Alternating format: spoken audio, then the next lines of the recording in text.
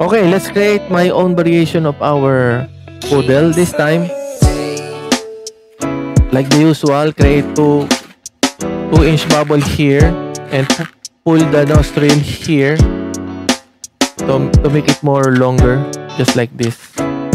Now, create 5 1-inch bubble here. So let's create one more. 3, 4, 5 1-inch bubbles. Put it together like this,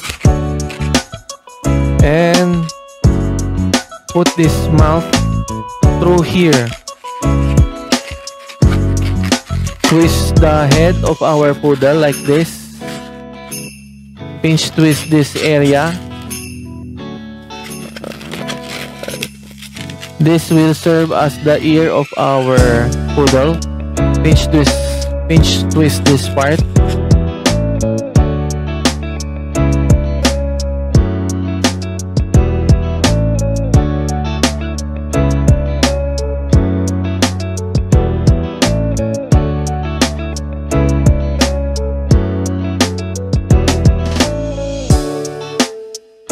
And arrange the head of our poodle like this. So we created the head of our poodle. Okay, so you need to, of course, arrange properly when it comes to his ears. Okay, so that's it. Now create the neck. 2-inch bubble for the leg, another small bubble here, create another bubble here, and create another bubble here, and another 2-inch bubble for the front legs. Now we're done here. Create 2 or 3 inches bubble for the body, and another 2-inch for the second leg, another 2 and 3 1-inch bubble here. Create 2-inch bubble for the legs of our poodle. Now create a pinch twist here, just like this. Do the same process here.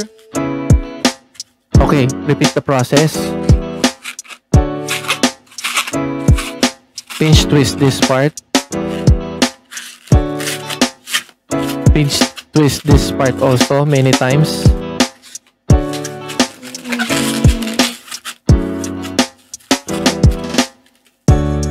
And of course, pop this middle part, but of course we need to be extra careful.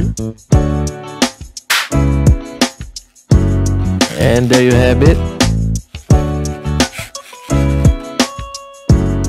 our own variation of our poodle. We're not done on the tail.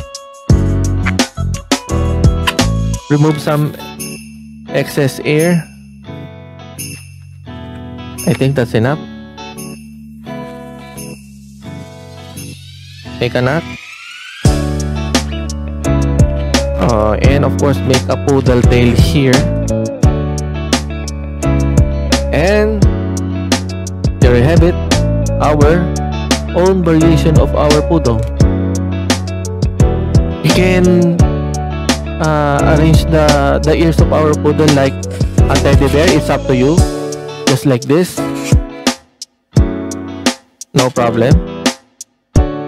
Or may put this ear downward like this. Can create the different characters of our poodle here. See? Hope you like it.